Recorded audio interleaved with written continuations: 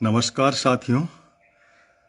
22 तारीख प्रत्येक महीने के हम आपके बीच में फेसबुक लाइव से या यूट्यूब चैनल पे या फिजिकली प्रेजेंट होकर के आपके बीच में अपनी बातों को रखते हैं।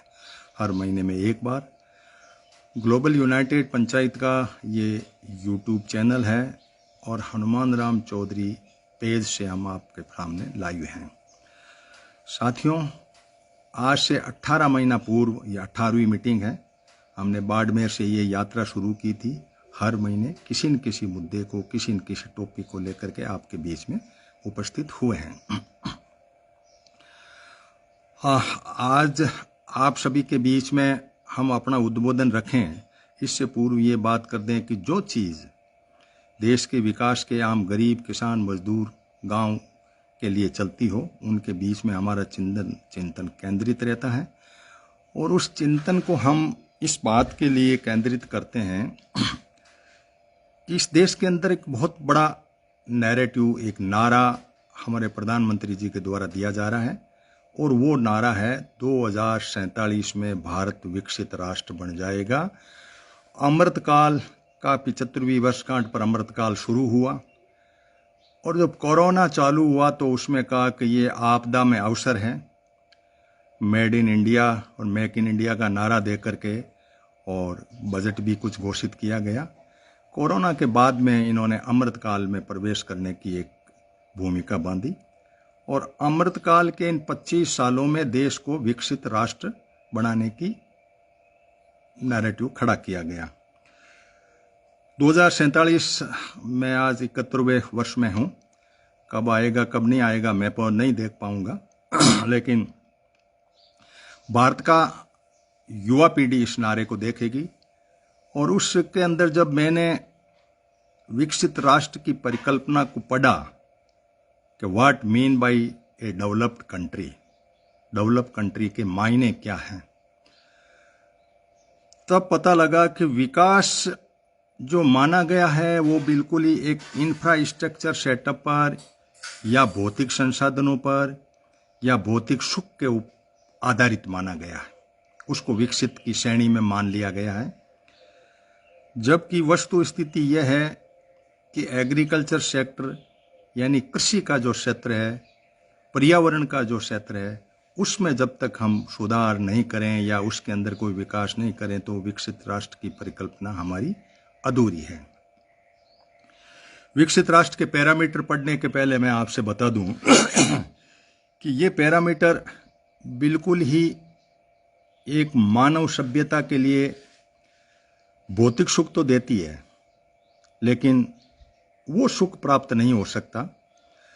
पैरामीटर में मुख्य रूप से एक पैरामीटर, पहला ये पैरामीटर है कि विकसित राष्ट्र वो कहलाएगा जिस राष्ट्र के नागरिकों का 5 से 10% लोग कृषि क्षेत्र में काम करेंगे और बाकी सर्विस सेक्टर में चले जाएंगे, इंडस्ट्री में जाए या किसी और सर्विस को करे।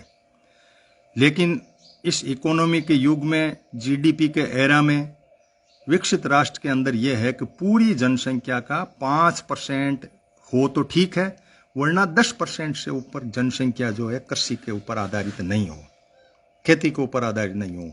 उसमें यह माना गया कि क्योंकि धरती बढ़ नहीं रही है, मानव बढ़ रहा है, तो उस मानव को कम से कम इस धरती पर करना चाहिए, दूर से कोई काम करने चाहिए। अब मुद्दा यह है कि भाई 5% लोग यदि खेती करेंगे तो क्या पूरी जनसंख्या के लिए वो अपनी खेती के मार्फत वो अपनी बात को जैसे रख रहे हैं तो भोजन दे पाएंगे? उसमें उन्होंने ये कहा, विकसित राष्ट्र के जो पैरामीटर है उसमें, कि ये 5% लोग टेक्नोलॉजी का सहारा लेंगे और उत्पादन को इतना बढ़ा देंगे कि जो 50% लोग करते हैं। भारत के 50% लोग जो खेती करते हैं उस खेती को 5% लोग पूरी कर ले। वो कैसे कर ले कि टेक्नोलॉजी के सहारे से कर ले, या उसके अंदर कुछ ऐसे इनोवेशन कर ले, ऐसे बीज पैदा कर दे जेनेटिक मॉडिफाइड जैसे, या जिनकी उपज बहुत ज्यादा हो जाए। यानी खेती से आपको बाहर निकालने का जो है व्यवस्था, वो विकसित भारत की पहली कड़ी है।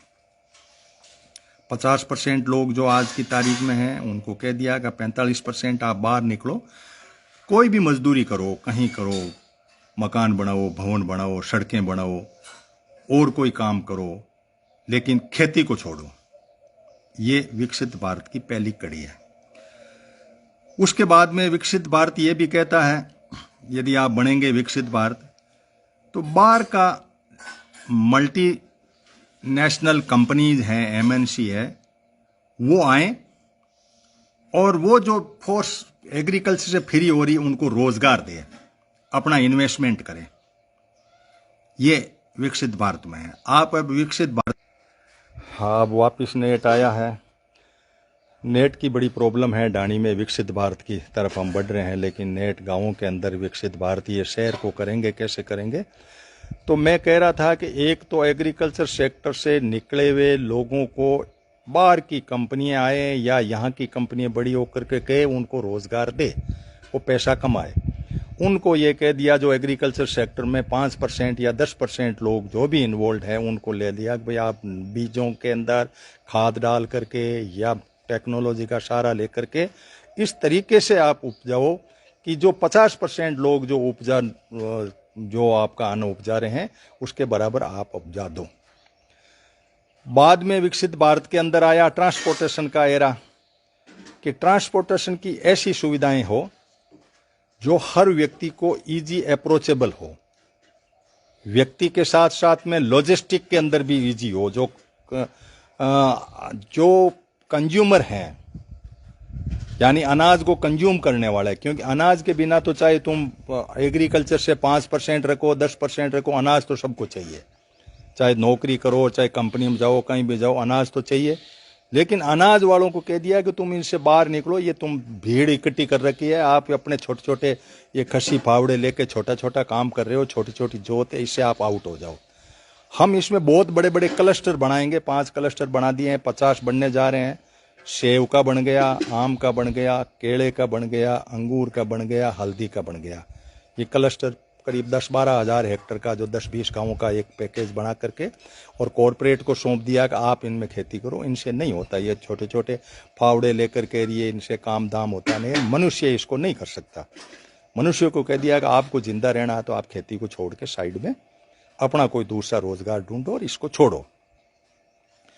इसके बाद में 45 क्लस्टर है, जिसमें जीरे का क्लस्टर जोधपुर और इस बेल्ट में सोचा जा रहा है। कई जगह अलग अलग एरिया वाइज ये क्लस्टर की व्यवस्था की जा रही है, जिसमें कॉमर्शियल लोग, कंपनियां आएगी, बड़ी बड़ी कंपनियां, और वो आकर के और यहाँ का ढांचा खड़ा करके बड़ी बड़ी मशीनों से आपकी खेती हो जाएगी। आप कोई दूसरा काम ढूंढो।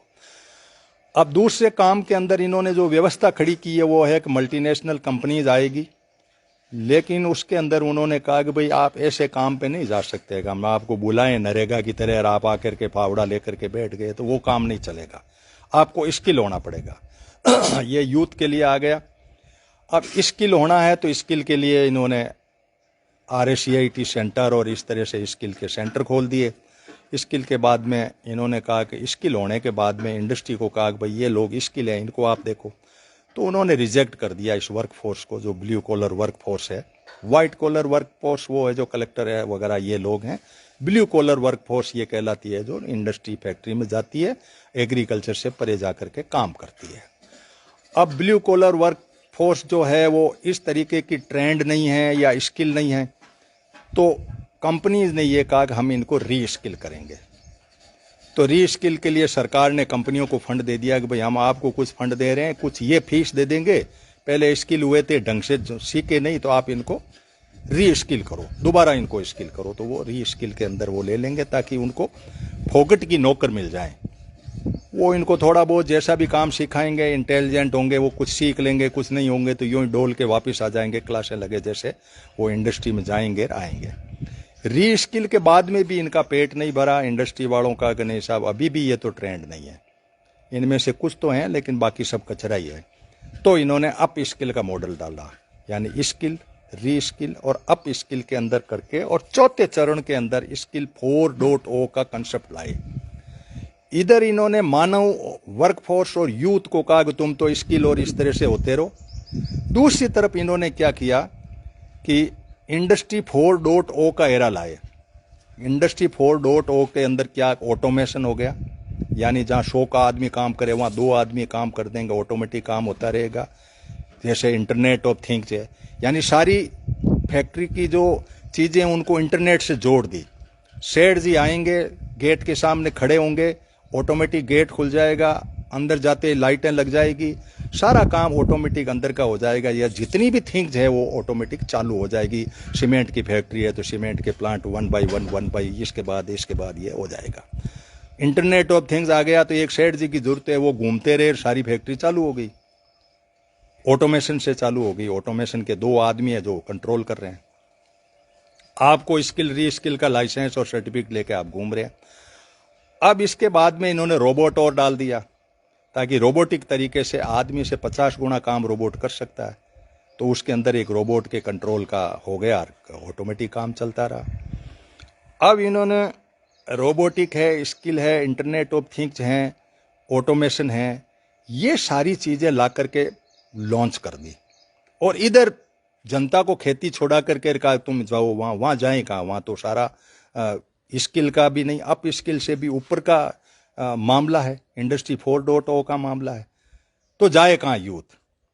कुछ यूथ भटके हुए ये कोचिंगें वगैरह इनमें भटका के घर करके वापस लौट गए घरों में। खेती छुड़ा दी, खेती पे काम होता भी नहीं है वैसे, क्योंकि टेक्नोलॉजी है नहीं। क्लस्टर बन के भी खेती जा रही है, जैसे दुनिया के अमेरिका में 1.5-2% किसान है, हर सब जगह 5% के आसपास है, वो विकसित भारत है। अब जो सरकार विकसित भारत कह रही है, तो आपकी गूगल करें विकसित भारत के, मैंने 14 पॉइंट निकाले हैं। मैंने अभी 2 या 3 ही पॉइंट किया कि भाई आपको इधर से निकाला, इधर इंडस्ट्री में भेजा और आपने कुछ काम किया। अब इन्होंने स्किल के मामले में ये माना कि इस वर्कफोर्स को लगाएं कहाँ, काम कहाँ करे। ये खाती है, सोती है, काम नहीं करती, तो क्या करें? बाकी क्लस्टर दे के इंडस्ट्री को देना है, खेती को तो। और इंडस्ट्री जो है वो अपने आप में अपडेट इतनी हो गई कि उनके पास में दूर से टेक्नोलॉजी आ गई, आर्टिफिशियल इंटेलिजेंस से सारा काम हो जाता है। जब ये चीज़ें आई, क्लाउड आ गया, आर्टिफिशियल इंटेलिजेंट आ गया, ऑटोमेशन आ गया, रोबोटिक आ गया, ये सारी चीज़ें जब आई तो वहाँ यूथ बौखला गया। आज का यूथ ये बात सोच नहीं पा रहा है कि मुझे करना क्या है, किस दिशा में बढ़ना है। नौकरियों की, सरकारी तंत्र को इन्होंने पेंशन की व्यवस्था खत्म करने के लिए अग्निवीर को उधर किया। इसी तरह से एनपीएस के नाम से मामूली रखते हैं, अपने पैसे जमा करवा के उनको आधे अधूरे देने की व्यवस्था है। यानी पूरी मानव सभ्यता बिना काम के 2 हाथ को रोजगार के आउट हो चुकी है। पहले एक मॉडल था, गांव का मॉडल था, गांव के लोग आपस में हिलजुल मिलकर बार्टर मेथड जिसको कहते थे, जहाँ पैसे नहीं देने पड़ते थे, आपस में काम करा देते, इनपुट कॉस्ट एग्रीकल्चर में कम हो जाती, खाद बीज दूसरी ये भी व्यवस्था बाजार से ये भी नहीं था। तो ये सारी व्यवस्थाओं को कॉरपोरेट वालों ने पहले तो ख़त्म किया पूरा का पूरा, और ख़त्म करने के बाद में हमें इस तरफ धकेल दिया कि तुम जाओ इंडस्ट्री में कुछ मिलेगा, और इंडस्ट्री को इस तरह से ब्लॉक किया कि वहाँ एंट्री हमें स्किल और अप स्किल के सारे से मिले, बाकी मिले नहीं, रूस से हमें बैठे नहीं। अब यहाँ होने के बाद में फिर आता है कि इंडस्ट्री वाले क्या करें, मानव सभ्यता के लिए एक भौतिक सुख ही तो पैदा करेंगे और दूसरा क्या कर लेंगे। अब जो हमने खून पसीने का पैसा दे करके भारत की संचित निधि बढ़ाई, कंसोलिडेटेड फंड बनाया, जिसका कि कल बजट पेश होगा, उस बजट को इन्होंने डाइवर्ट किया इंडस्ट्री की तरफ, इंफ्रास्ट्रक्चर की तरफ, पुलिये बनाने की तरफ, ब्रिज बनाने की तरफ।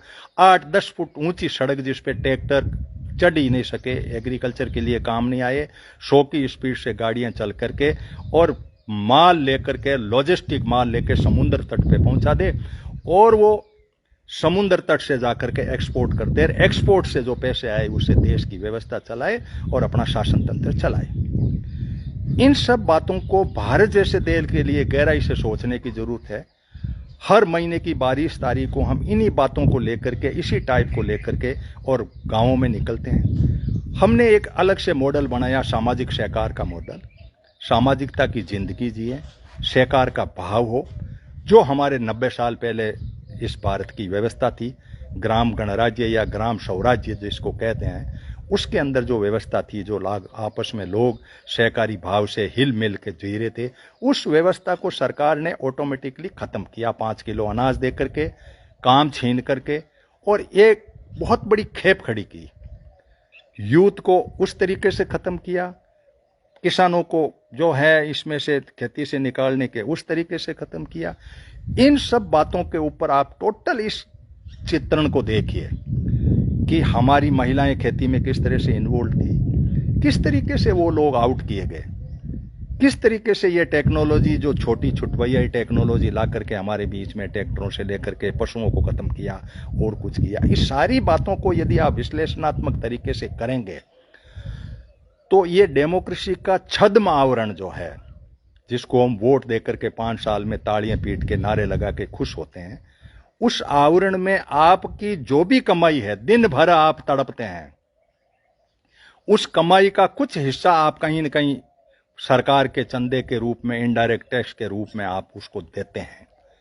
कहीं न कहीं आपको देना पड़ता, नहीं हो तो महंगाई के रूप में देना पड़ता, आपको टैक्स के रूप में नहीं दे तो महंगाई के रूप में देना पड़ता है। तीसरा, आपको महंगाई में नहीं देना पड़े तो आपका पैसा पड़े पड़े ही खत्म हो रहा, उसके रूप में देना पड़ता है। डॉलर बढ़ता है, रुपया खत्म होता है। इन सब बातों को बहुत गहराई से सोचो कि क्यों कमा रहे हो पैसे, कहां जरूरत पड़ गई इन पैसे को, जो खत्म हो रहा, पड़ा पड़ा ही उड़ रहा है, खत्म हो रहा धीरे धीरे। डॉलर के मुकाबले दुनिया में डॉलर चलता है, आपका रुपया चलता ही नहीं। इसके कुछ मायने हैं। 2 हाथ दिए हैं आपको, बुद्धि दी है, शरीर दिया है इतना मोटा, जो नश्वर शरीर है, उस शरीर को आपने उन लोगों के हाथ में दे दिया, और आपकी हाथों की कमाई उन लोगों के हाथ में दे दी जिसको आप भौतिक सुख कह रहे हैं। ट्रेन के रूप में, ब्रिज के रूप में, पुल के रूप में, दूसरे के रूप में, इनको आपने भौतिक सुख की उस परिभाषा में लाए हो आप। ये बातें बहुत अंतर से सोचनी पड़ेगी कि आने वाली पीढ़ियों के लिए ये जो व्यवस्था है, जिस व्यवस्था को हम कायम कर रहे हैं, समुद्र तट पे माल पहुंचाने के लिए बहुत सारे किसान रेल चली, किसान का मतलब नहीं उससे, उड़ान चली, हवाई जहाज, जहाँ पे पेरिशेबल आइटम जो सेव वगैरह जो सड़तें करते हैं उनको हाथों हाथ समुद्र तट पे पहुंचाने के लिए, और छोटे छोटे वाटरवेज के ऊपर छोटी छोटी बोट चल के पानी के अंदर ट्रांसपोर्टेशन हुआ। तो ये जो ढांचे खड़े किए गए हैं, ट्रक से हुआ, रोड के द्वारा, रेल के द्वारा, ये हवाई जहाज के द्वारा, पानी के द्वारा और ड्रोन के द्वारा, ये व्यवस्था किसके लिए खड़ी की गई, ये बात सोचने की हमें जरूरत है। पैसा किसका लगा? क्या पुलिया उन्होंने बनाया? सारे समुद्र के जितने बंदरगाह थे उनके ऊपर पीपीपी योजना में उनमें पैसा देकर के उनको खड़ा करके और अडानी को सौंप दिए। कुल 12 बंदरगाह हैं, 13वां इसका खुद का है।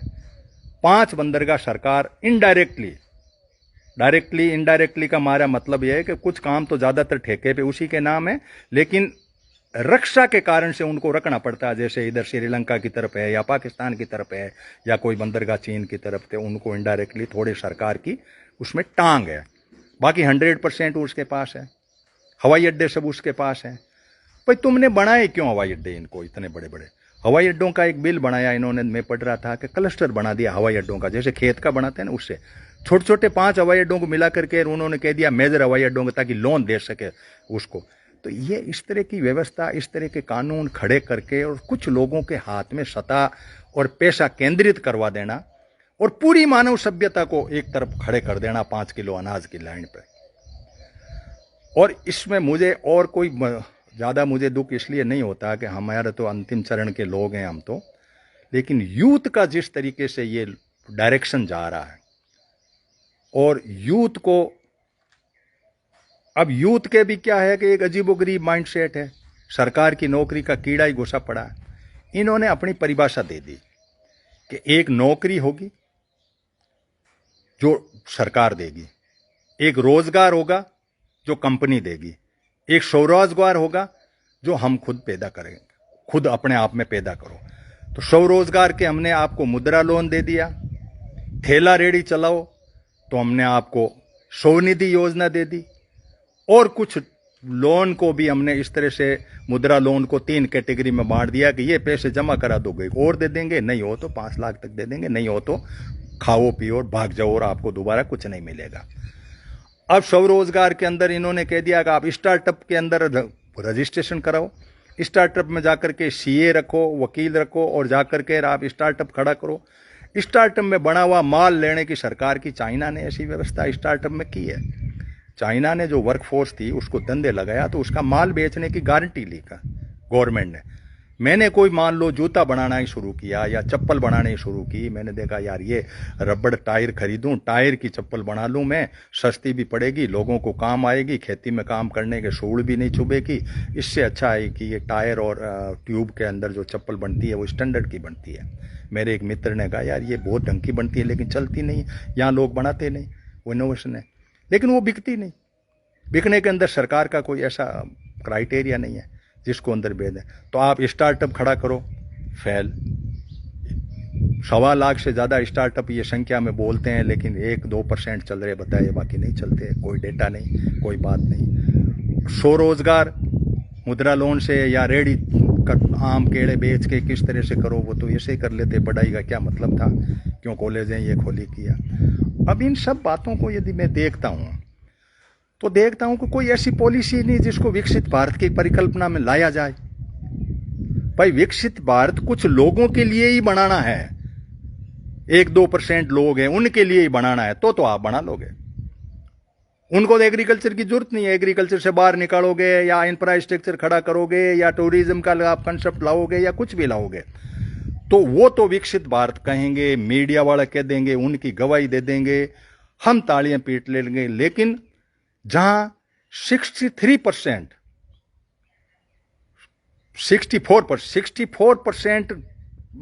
जो धन है वो टैक्स के रूप में करती है, ये पब्लिक देती है, भगदड़ देती है, जो ये नीचे पड़ी है। 3% कॉरपोरेट वाले देते हैं और 33% ये एमएसएमई, ये छोटे मोटे दुकानदार देते हैं। अब आप हिसाब लगाओ, 64% रुपया जो आदमी कंसोलिडेटेड फंड में जमा करा रहा है, उस आदमी की गति और दुर्गति क्या है? क्यों, हम तो बहुत लोग हैं ना, पढ़े हैं, कहीं जंगल में पढ़े हैं, कहीं शहर में पढ़े हैं, कहीं खेतों में पढ़े हैं, कहीं ढाणियों में बिखरे हुए पढ़े हैं। टैक्स तो लगता है, बीड़ी पीते हैं, चाय पीते हैं, या हम एवॉइड मार्केट का मॉडल लाएंगे, मार्केट जाए ही नहीं तो कोई एक नई बात खड़ी हो सकती है। जब तक मार्केट रहेगा, आप पैसा मार्केट में जाके खर्च करेंगे, आपके जेब से पैसा निकलेगा, आपके जेब का पैसा पड़ा पड़ा खत्म भी होगा। डॉलर के मुकाबले दुनिया डॉलर की रेस में चलती है तो आपकी वैल्यू भी कम होगी पड़े पड़े रुपये की। जो गांव में पहले लखपति एकाध होते थे वहां करोड़पति सैकड़ों हैं आज। क्यों हुआ? वो वैल्यू नहीं है। इन सब बातों को यदि हम देखें तो सामाजिकता से जीना और सहकारी भाव को रखे बिना जिंदगी पार ही नहीं पड़ेगी। और यूथ का तो लंबा आगे का जीवन है भाई। जो अच्छा, हमारे एज के लोग तो आज भी काम कर रहे हैं, 60 और 70 के आसपास के लोग हैं, वो खेत में ही कर रहे हैं, कुछ न कुछ कर रहे हैं। लेकिन जो यूथ आए हैं वो सिर्फ इस बात के लिए लगे हुए हैं कि हमें नौकरी मिले, रोजगार नहीं। रोजगार के अंदर तो टांग फंसी पड़ी है स्किल अप स्किल और री स्किल की। रोजगार तो चाहते हो लेकिन रोजगार में तो आपका ब्लॉकेज है, इंडस्ट्री चौथे चरण में पहुंची हुई है, ऑटोमेशन वगैरह सब, आर्टिफिशियल इंटेलिजेंट वो है, तो रोजगार का खाता तो क्लोज है। खेत में आपको शुरुआती नहीं, और गवर्नमेंट उसमें कुछ करना ही नहीं चाहती कि भाई खेत के अंदर आपको विकसित कर दें। भारत जैसे देश को विकसित होने के लिए एग्रीकल्चर एक आधारभूत प्रक्रिया है। उसका बहुत बड़ा कारण है कि दुनिया के वैज्ञानिकों ने 1970 से लगातार कुछ डेटा कलेक्ट किए और कहा कि इस पृथ्वी के ऊपर जो मानव है इसके लिए खाने पीने की चीजों का क्या जुगाड़ है। तब रिजल्ट ये आया कि आज की तारीख में मानव को 2.25 पृथ्वी चाहिए, 1.75 पृथ्वी हो तो ये मानव को बराबर बराबर सारों को मिलेगा भोजन। साउथ ग्लोब के लोग, दक्षिण अफ्रीका के लोग, कई कोंगा वगैरह भूखे मर रहे हैं। भारत में हम सौभाग्यशाली है, हमारे प्रकृति जो साथ दे रही है, एल्यूबल सॉइल हमारे पास सबसे ज़्यादा है, मिट्टी जो है एरिया ज़्यादा है। लेकिन जो दिशा बन रही है, जो विकसित भारत की परिकल्पना को बार बार गाया जा रहा है, उसको आप पूरी गहराई से सोचो कि विकसित किन लोगों के लिए होगा, विकसित भारत के मायने क्या है, विकसित भारत का एक परिकल्पना है, उसका थीम क्या है, किसको कहोगे आप? हवाई जहाज में उड़ना ही विकसित भारत कहोगे? आपकी जेब से पैसे गए, हवाई जहाज में उड़ लिए, उसको हर कोई थोड़ा ही चप्पल वाला उड़ लेगा, बातें करने से थोड़ा ही उड़ लेगा चप्पल वाला। आपको रेल के अंदर भी किराए का इन्होंने हवाई जहाज वाला कंसेप्ट डाल दिया। वो ये आपकी सीटें 5 सीटें हैं, पहले आओ पहले पाओ की कहानी के अंदर आप भाव बढ़ाते रहो। मुझे एक सीट चाहिए, 200 रुपये की रेट है तो मैं 225 दे दूंगा, इतने में दूसरा 230 दे देता है, तो बोली लगती है सीटों की। रेलवे में लगती है, हवाई जहाज में तो लगती थी ये किराए को लिए। अब इन सारी परिस्थितियों को इस विकसित भारत के लोगों की जेबें खाली करा करके, गरीबों के जेब से पैसा निकलवा करके विकसित भारत, उनको आप जो जिनको आप ये दे रहे हो उनको आप लोन दे रहे हो करोड़ों अरबों रुपए। आज जितने भी कॉरपोरेट के लोग हैं, चाहे अडानी, अंबानी, टाटा, बिरला, इनको खरबों रुपए का लोन दे दिया आपने। लोन जेब से थोड़ा ही दिया किसी सरकार ने, हमारे ही तो पैसे थे। कल बजट आएगा, आप देखना किस किस को कितने कितने पैसे जाते हैं, आपको सोचना पड़ेगा। ये जो व्यवस्था आई है, इस व्यवस्था के अंदर हमें कुछ एक माइंडसेट तो खड़ा करने पड़ेगा कि ये क्या जुमला है विकसित भारत, ये बात क्या है विकसित भारत। किसी ने नहीं सोचा विकसित भारत एक हवाई किला बना के बैठ गए सब। विकसित भारत होगा इसका मतलब मेरा बच्चा आनंदित होगा, मेरा पोता भी आनंदित होगा, मैं भी बहुत मौज करूंगा, ऐसा नहीं है। कुछ लोग ही मौज करेंगे और आपके पैसों से करेंगे। आपकी छाती के ऊपर मूंग दल दल के आपको गुलाम बना बना के करेंगे, तब वो विकसित होगा। विकसित हो ही नहीं सकता, विकसित का कोई कंसेप्ट ही नहीं होता। भारत विकसित के मायने क्या है, आप इस बात को समझ सकते हैं क्या? क्या मतलब हुआ विकसित का? क्या खेत का किसान हो जाएगा भारत विकसित के अंदर, उस लाइन ऑफ एक्शन पे आ जाएगा? क्या एक गरीब आदमी उस पे हो जाएगा? जो पैरामीटर्स हैं विकसित भारत के, $12,000 मिनिमम है विकसित भारत के पर कैपिटा है। भारत की कितनी है? 2600। अब 2600 को आप 12,000 ले जाओगे तब तक उनका तो और बढ़। आज की स्थिति ये है, 47 कैसे कर लोगे तुम? $12,000 के मायने समझते हो कितना होता है? और 2600 के और 12,000 के बीच का कितने गुणा है? ये पैरामीटर्स हैं जो मैं कह रहा हूं, आप इनको देखिए बार बार। 2047 में विकसित भारत हो जाएगा, देश 30वीं अर्थव्यवस्था बन जाएगा 2030 में। इसके मायने समझते हो आप? अर्थव्यवस्था का 8% से अभी ये कह रहे हैं कि हम बढ़ रहे हैं। कौन बढ़ रहा है? इस बात का पता लगना चाहिए ना भाई, आदमी बढ़ रहा है, बढ़ कौन रहा आखिर, पता तो होना चाहिए ना हर आदमी को। 8% की ग्रोथ है आपकी। पिछले बार इस तिमाही में जो था उसको तिमाही वाइज ये नापते हैं, तो अब की बार हमारा 8% है। अभी प्रधानमंत्री जी बोल के गए हैं, अभी मैं अभी जस्ट सुन के आया हूँ संसद में, वापस मैं भी देखूंगा। मायने क्या ग्रोथ के? जीडीपी के मायने क्या? बाहर की मल्टीनेशनल कंपनीज आकर के यहाँ इनकम करती है, वो आपकी जीडीपी में जुड़ती है, और वो लूट के पैसा लेके घर चला जाता है। आपको उस जीडीपी से क्या करना? 30वीं हो, 5वीं हो, दूसरे हो, हर व्यक्ति के पास क्या जा रहा है? पर कैपिटा इनकम के ऊपर यदि आप केंद्रित नहीं हैं, तो आप इस 30वीं अर्थव्यवस्था या 5वीं अर्थव्यवस्था के मायने नहीं है। पर कैपिटा इनकम मैंने बता दी, $2600 per capita, $2600 per capita income है, जिसकी जगह विकसित राष्ट्र की मिनिमम 12,000 है। कुछ देश है जो 15 पे हैं, कुछ देश 20,000 पे है।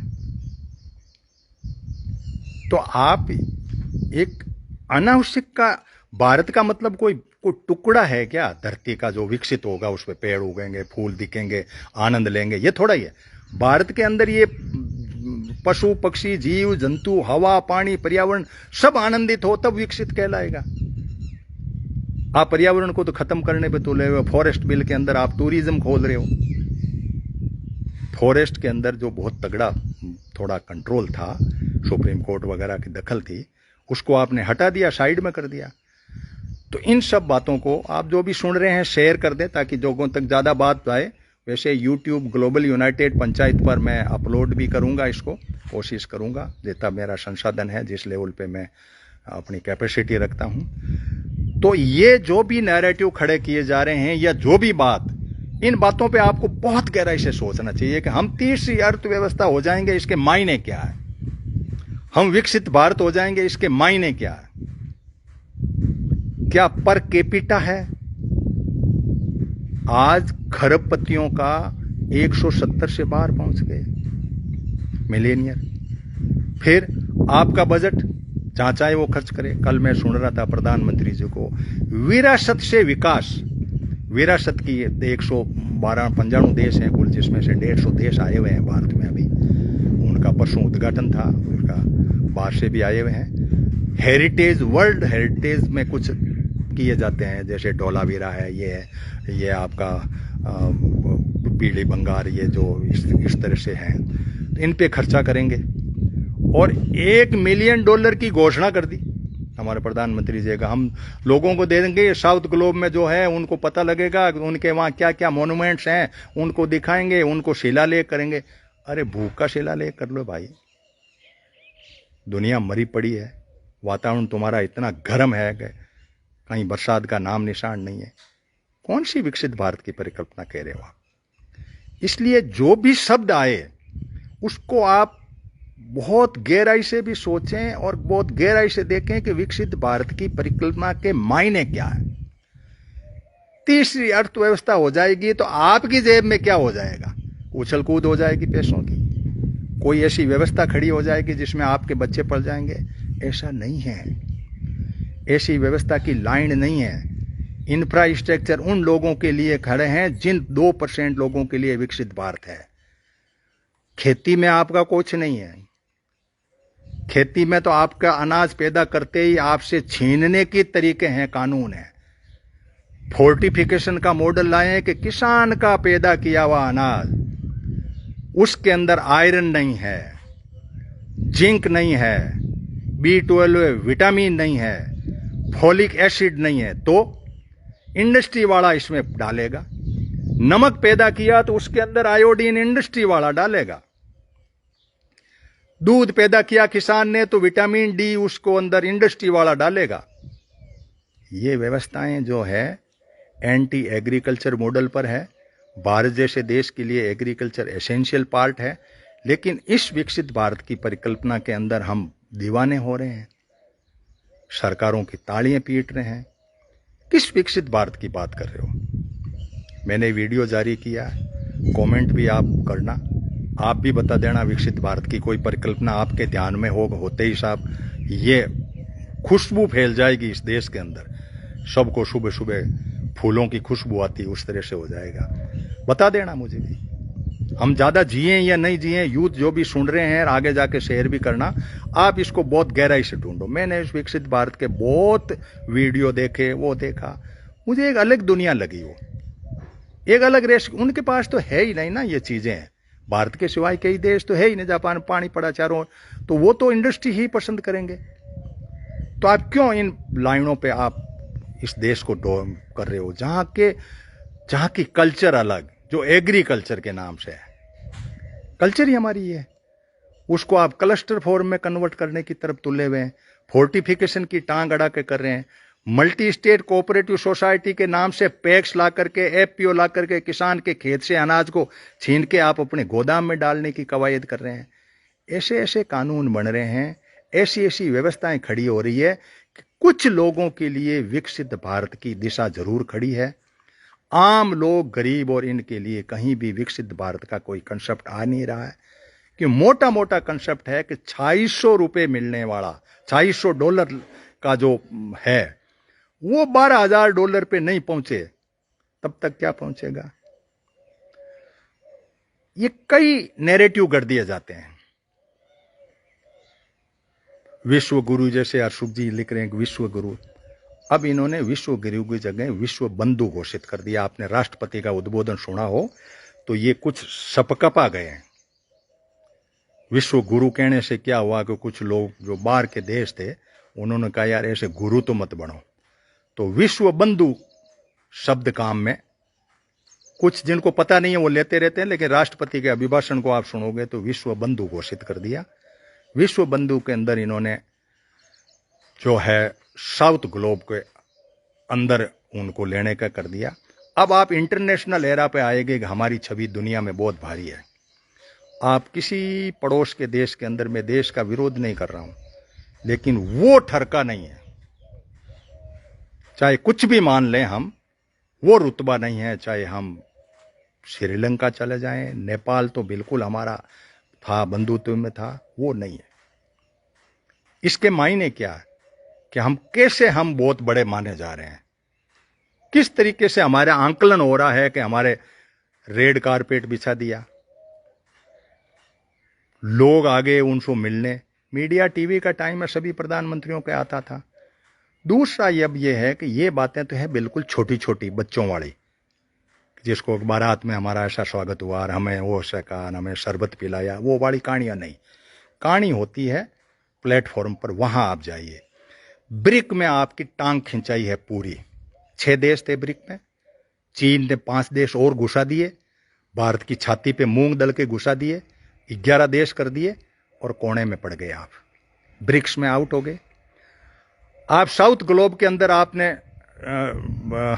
इसको जो है दक्षिणी अफ्रीका को और उनको आपने इसी में G20 में आपने उनको लिया था, अध्यक्ष बनाया था। साउथ ग्लोब के हम लीडर बन रहे हैं। साउथ ग्लोब के अंदर चाइना ने पूरा कब्जा कर रखा है, आपको पता ही नहीं है, आपकी बाउंड्री का ही पता नहीं है। साउथ ग्लोब पूरा का पूरा, जो साउथ ग्लोब और नॉर्थ ग्लोब ऐसे नॉर्थ और साउथ से नहीं है, कुछ ऐसे ग्रुप हैं जिनके अंदर आपका जो है गरीब टाइप के या ऐसे लोग हैं जो ज़्यादातर दक्षिण अफ्रीका इधर के लोग हैं, उनको साउथ ग्लोब कहते हैं। कि वहाँ हमारा डंका बजता है, डंका बजता चीन का। चीन विस्तारवादी व्यवस्था कर रहा है। आप रूस गए, देखेंगे हम इसमें कितना तेल हमें मिला, कितना नहीं मिला। डंका तो तब बजे ना, यूक्रेन का बिना मतलब में हमारे बच्चे मेडिकल कर रहे थे, वहाँ एक बेटे सोते आपने एक छोटी सी लड़ाई मोल ले ली। यूएई गए, वही कहानी यूएई के अंदर खड़ी कर रहे हैं हम। वहाँ हम मस्जिद बनाएंगे, यहाँ हम मस्जिद तोड़ रहे हैं। हमारे आइडियाज ही नहीं है। कौन सी दुनिया के अंदर हम पूजे जा रहे हैं? कौन सा ऐसा कंट्री है जो कर रहा है? भाई आपके घर में जैसे ये विरासत वाली अभी मीटिंग हो रही है, भारत में 46वां अधिवेशन हो रहा है, तो बाहर वाले देश यहाँ आके आपको गाली थोड़ी देंगे, ताली पीटेंगे। ठीक है भाई, चलो आप आए, फलान जी आए, टिंकड़ जी आए, बारात आई, वो आया, वो वाली कहानी। अब इसमें अंदर आपका इकोनॉमिक एरा में आप सुरक्षा परिषद के मेंबर नहीं बन पाए इतने टाइम से, इतने ट्राई के बावजूद। इसके मायने हैं कि शांति प्रिय देश हमारा है, इसमें बहुत ज्यादा हमारा नहीं है। हम अपने लोगों को पालने तक ही अपनी माइंडसेट को अपन बनाए रखें और हमें इनको रोजगार दें, 2 हाथ को, और इन्हीं बातों को करें। लेकिन एक अजीब तरह का एक मीडिया, अजीब तरह का एरा, अजीब तरह के सिस्टम बना दिए, कानून ऐसे ऐसे बना दिए कि मैं बोलते बोलते ही मेरे अंदर से होता है कि कहीं लफ्ज गलत नहीं निकल जाए। देशद्रोह, राजद्रोह, देशद्रोह हो गया जी, आपने तो विकसित भारत की परिभाषा ही गलत कर दी। ये मायने हैं कुछ, लेकिन दुख के साथ में कहना पड़ता है कि इस देश का दिशा जो है एग्रीकल्चर की तरफ नहीं है। ये यूनिवर्सल ट्रूथ है। खेती खत्म होगी, इंडस्ट्री बाहर की आएगी, वो अपना एस्टेब्लिशमेंट खड़े करेंगे, हमारे बच्चे उनमें चौकीदार रहे, नौकर रहे, नट बोल्ट फोड़ रहे, क्योंकि हम स्किल की लाइन में हम हो नहीं पाते। वहाँ रिजर्वेशन थोड़ा ही, आपको आप स्किल कर दिया तो भी वहाँ तो आपको वो उनकी मर्जी से लेंगे, जो जिनको लेना है। जिसको ऑटोमेशन के लैपटॉप पे बिठाना है उनकी मर्जी से लेंगे, सिलेक्शन थोड़ा ही है, उनका मर्जी है वहाँ। तो ये सब बातें हमें सोच करके और करना पड़ेगा। हर महीने की 22 तारीख को हम आपके बीच में फिजिकली उपस्थित होते हैं, बात को रखते हैं। ये 18वीं हमारी संसद है। आज की संसद चूंकि एक साथ हो गई थी, इसलिए मुझे लोकल जगह पे ही करना पड़ा, वरना मैं हमेशा कभी यूपी, कभी हरियाणा, कभी मध्य प्रदेश, कहीं न कहीं मैं जाता रहता हूँ, और वहाँ के लोग मेरी मीटिंग अच्छी सी करवा देते हैं। हम बहुत गहन चिंतन के तहत पूरे दिन चिंतन करते हैं। करीब 40-45 मिनट मेरा उद्बोधन होता है, उसके बाद में हमारे सेमिनार टाइप के मॉडल होते हैं कि हम इन बातों को सोचें। इन सब बातों को हम समझे बिना हम अपने युवाओं को दिग्भ्रमित कर रहे हैं कोचिंगों में डाल के या इस तरीके से करके। जब ब्लॉक हो जाए ना कोई रास्ता, दीवार खींचती जाए, रास्ता जाते जाते ताला जड़ दे, तो वापस लौटना ही अच्छा होता है। तो इसलिए क्या है कि हम इस बात को हड़के में बहुत लेते हैं। इतना बड़ा ताकतवर फौज, गांव का आदमी, और इस तरह से लालायित है, कटोरे लेके खड़ा है कि मुझे ये बजट दे दो, मुझे ये करके दे दो, मुझे ये दे दो। खेत में जाकर के डट के काम करने की तरफ नहीं। फिर खेत का आनंद खेत में ही है। थोड़ा सा जोर तो आता ही है, सुबह सुबह 5 बजे उठना पड़ता है, गायों को खोलनी पड़ी, उनके पीछे डंडे लेके भागना पड़ा, रोड़ा करना पड़ा, कुछ गाड़ी गलौज के साथ करना पड़ा, कुछ आके बांधना पड़ा, फिर चीपटा काट करके उसको चमार को काट के लाना पड़ा, फिर उनको नीरना पड़ा, लेकिन दूध झच के पिया। इस नकली दूध के लिए एडवर्टाइजमेंट आ जाए कि थैली का पैक दूध पियो, उसको क्या कह सकते हो आप? कौन सा विकसित कह सकते हो? क्यों थैली में लें? बीज थैली में, दूध थैली में, नमक थैली में, आप समझे ही नहीं। आपका अनाज थैली में, आपको पता ही नहीं